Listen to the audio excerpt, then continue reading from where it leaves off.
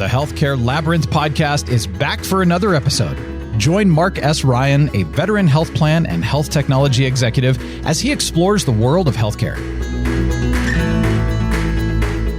Welcome, everyone, to this edition of the Healthcare Labyrinth podcast. My name is Mark Ryan, and it's a pleasure to be hosting the podcast, and thanks to everyone for listening in. Today, we are going to be talking about the recent sale by the Cigna Group of its Medicare assets to Healthcare Service Corporation.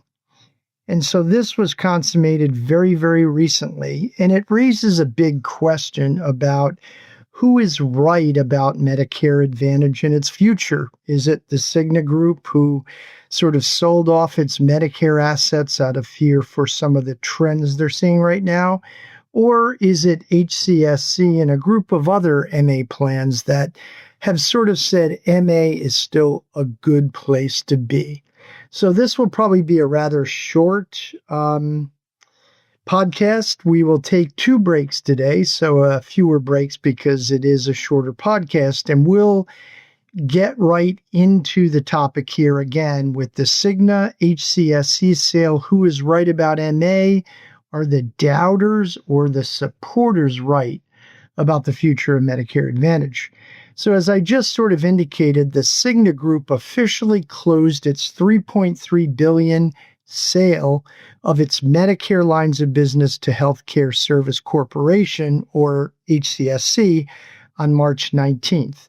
The deal includes Medicare Advantage lives, which are clearly the most lucrative, their standalone Medicare Part D lives, Cigna's Medicare supplement business, because it complements the Medicare Part D lives in fee-for-service, and its Care Allies physician entity, which was predominantly based on Medicare. So all of that came together as sort of Medicare assets of the Cigna Group, and they all went over to HCSC.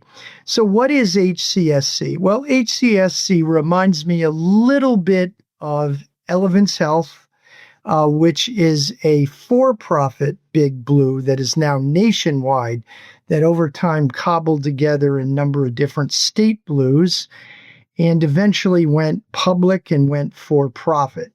Now, HCSC is smaller, and it is still a nonprofit mutual. It is based in the Midwest, and it has significant assets in the Midwest and in the South. But as I said, it really wanted to sort of gain a larger footprint in Medicare, and that's why it bought the Cigna Group's Medicare assets. So what happens here is that HCSC will jump from about 240,000 members as of March 1, 2025 to almost 950,000 members with the rough 700 and some thousand Cigna Medicare Advantage lives. So that's a really phenomenal development for HCSC. Again, it will stay mutual nonprofit right now, but its Medicare footprint has really moved from just the Midwest and the South to now really pretty much a nationwide footprint. It's quite large.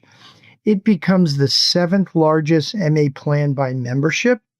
It was 8th, but with just 240,000 members. Now it's 7th with 950,000 members. It's actually closing in on another national for-profit plan. And so this is really an interesting development for HCSC, and they really believe in this purchase. So again, since it now has a nice national MA footprint, let's just talk a little bit about where it fits into the overall national footprint, so to speak. So United Healthcare, as we know, is the biggest Medicare Advantage plan. It has a little over 10 million lives now, 10.019 million. Humana is next. We know Humana is struggling right now, and Humana has about 5.81 million lives. It has contracted a bit.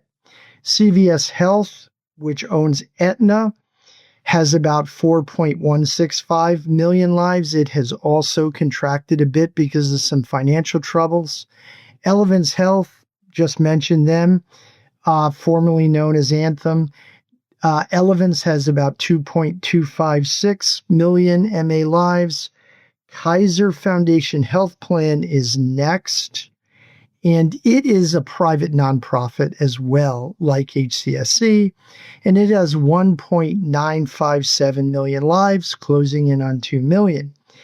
Next, we jump down quite a bit to Centene, which is a Medicaid predominant player out there nationally, but it does have a good number of Medicare Advantage lives. It has 1.038 million lives, so it is in the number 6 spot. And then we come to Healthcare Service Corporation now with the combined HCSC and Cigna lives in Medicare Advantage at 948,000 lives. And then last on our big national plan list is Molina Healthcare. Again, a fairly Medicaid dominant player, but it is making investments in Medicare Advantage as well, largely in the SNP special needs plan area, really in the dual eligible SNP plan area. And they have about 259,000 MA lives. So there are probably 3 other plans I would mention that are a little more regional, but they also have very large membership too. So Blue Cross and Blue Shield of Michigan, since Michigan is a very large state and Blue Cross is very dominant there, it is closing in on 800,000 MA lives just in the state of Michigan alone. Highmark Health, which is a very large Blue in Pennsylvania, another very large state, is closing in on 500,000 lives. And Florida Blue is also a very large regional player. In Florida and in Puerto Rico, Florida Blue has about 300,000 lives, a little bit below that. So that really sort of gives us roughly a dozen, I think 11 is what I came up with here, but those are the 11 largest MA plans out there. United Healthcare, Humana, CVS Health's Aetna, Elevance Health, Kaiser, Centene, Healthcare Service Corporation. Then we actually have Blue Cross and Blue Shield of Michigan, then Highmark Health in Pennsylvania.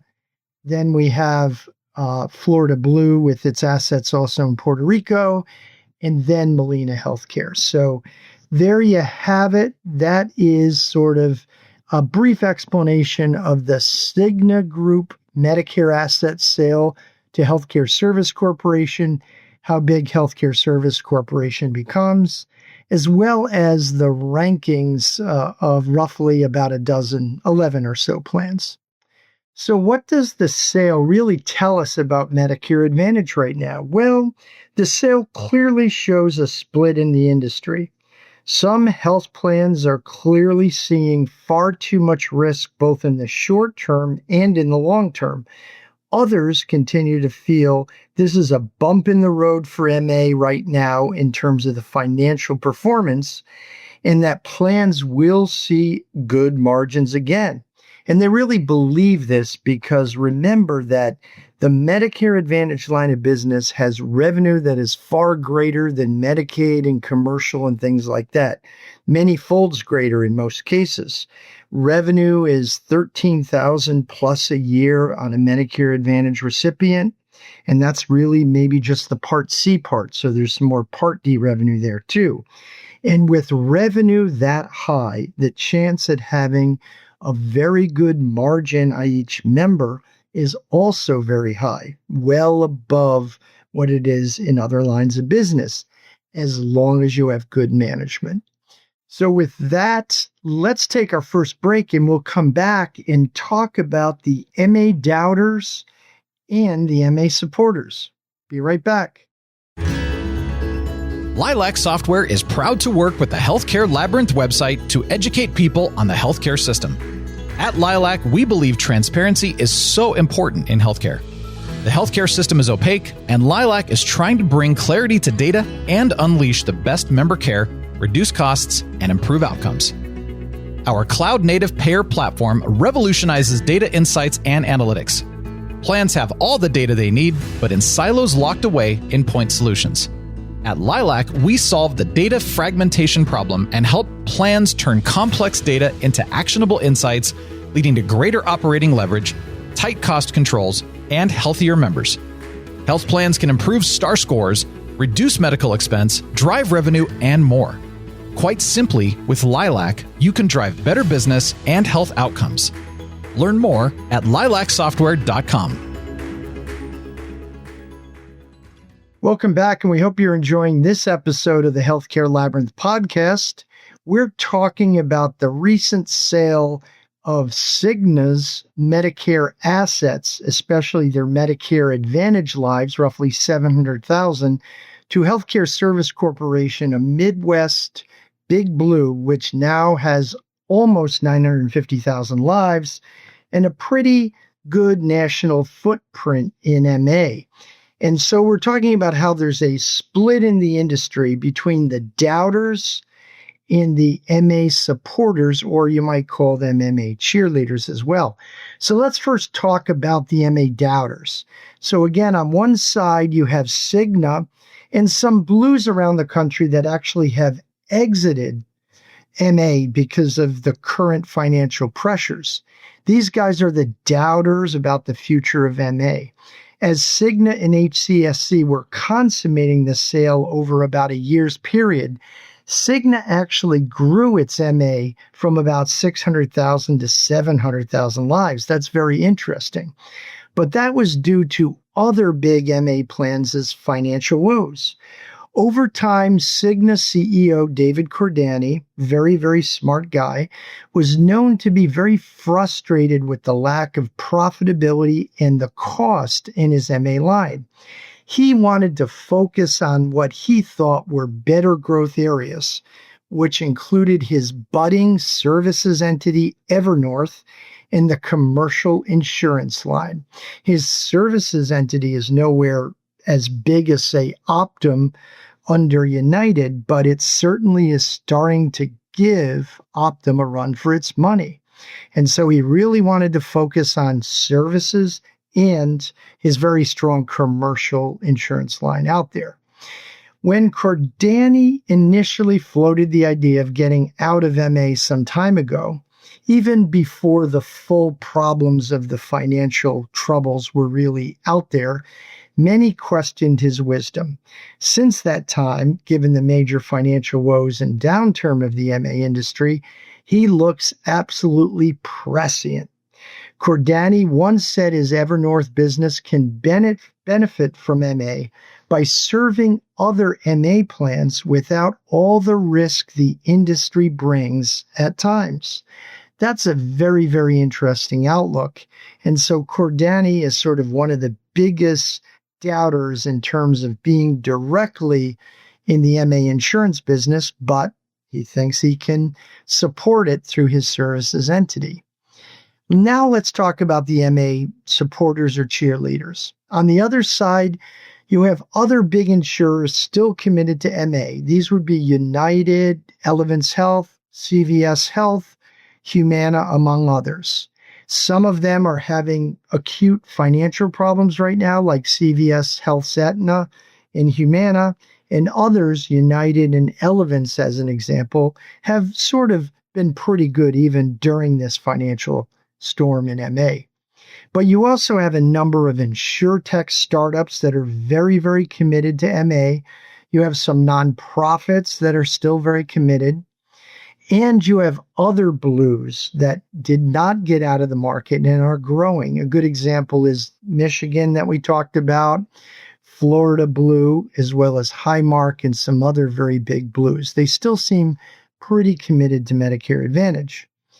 Many have had to downsize their membership and rethink financial strategies, but most think MA can be the place to be again in the future as rates and other changes settle out.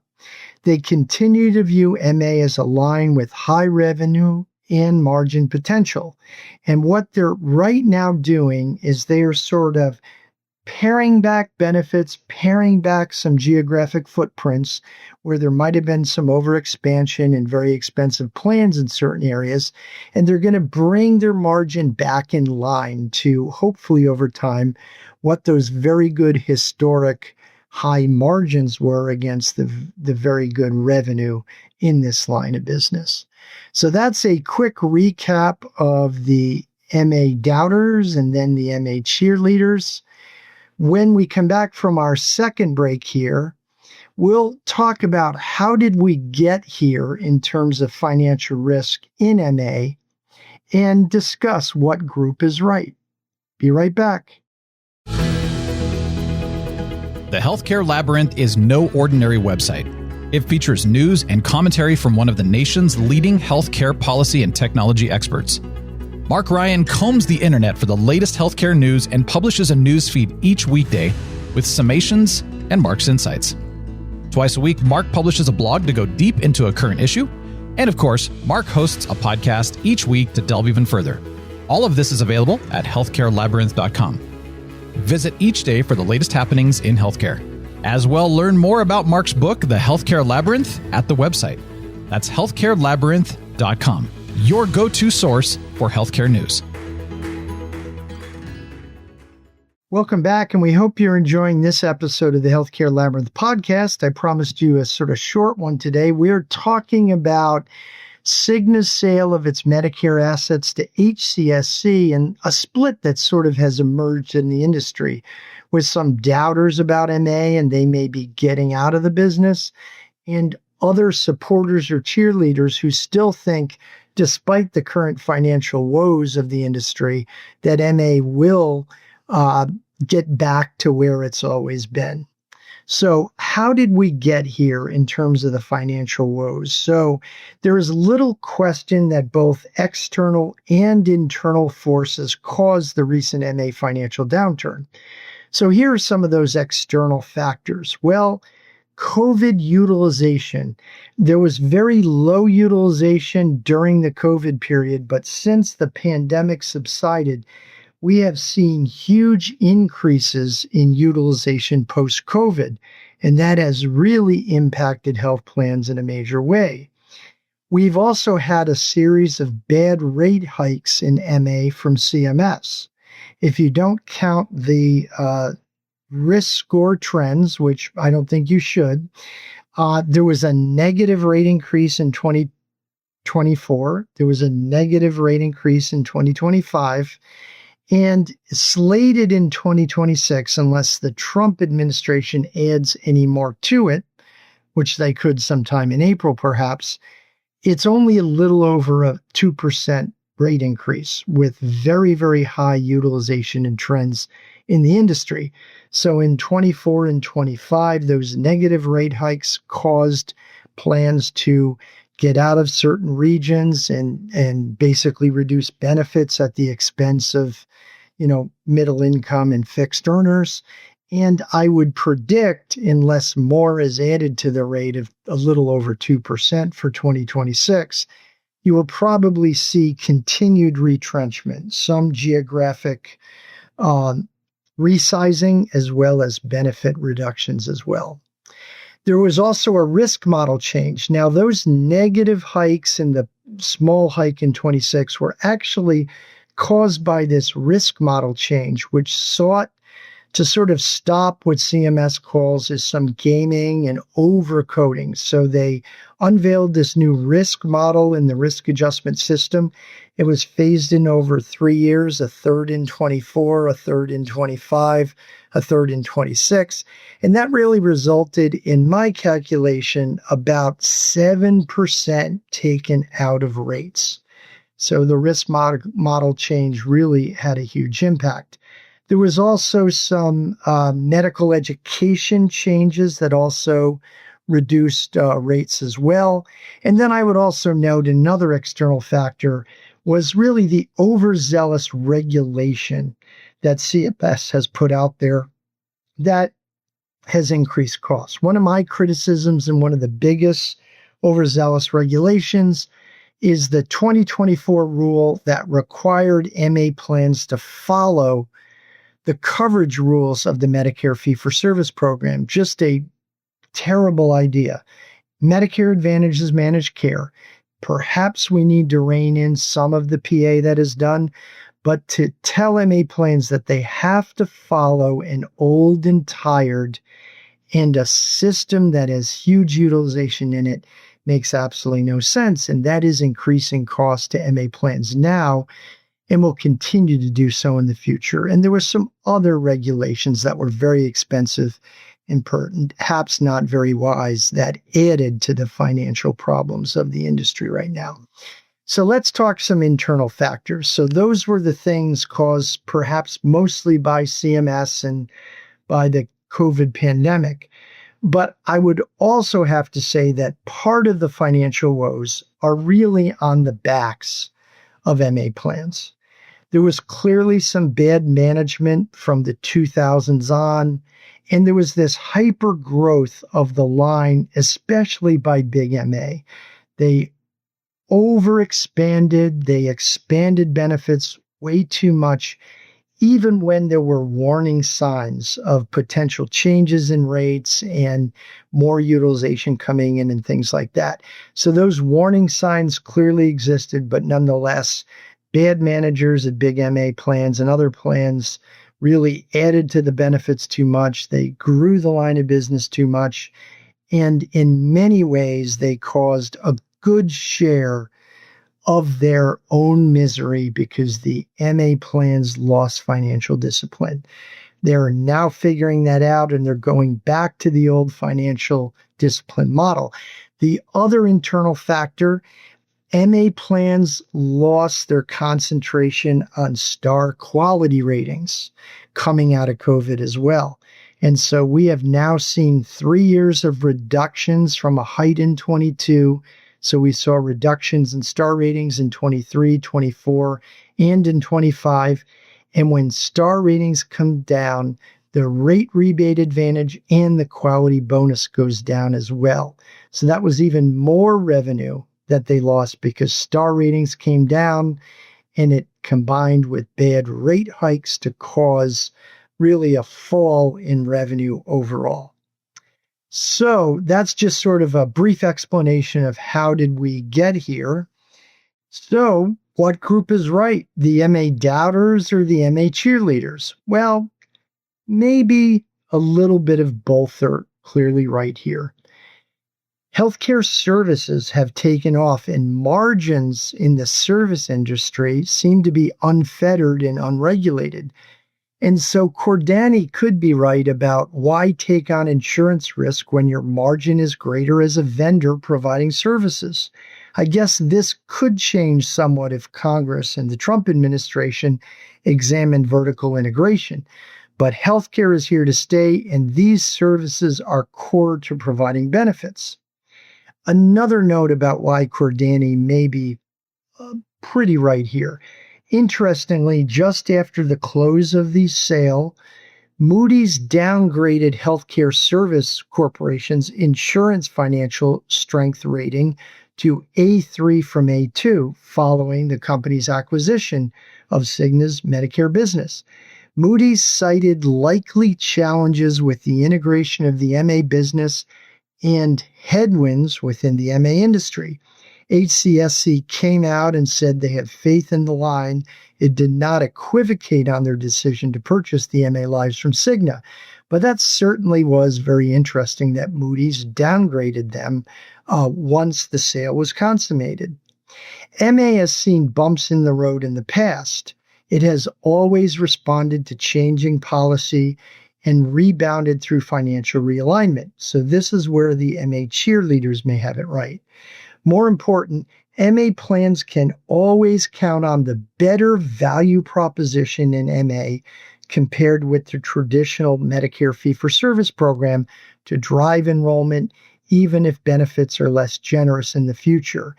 And then we also have aging of America that will continue to increase the number of lives going into MA.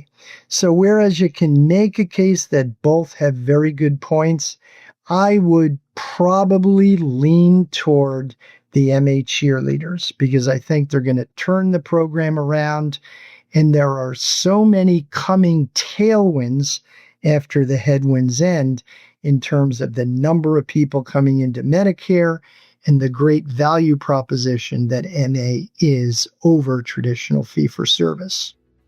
With that, we hope you enjoyed this episode of the Healthcare Labyrinth podcast, and we'll be back next week. Take care. Thanks for joining Mark and the Healthcare Labyrinth podcast. Go to healthcarelabyrinth.com each day for the latest healthcare news. See you next week on the next Healthcare Labyrinth podcast.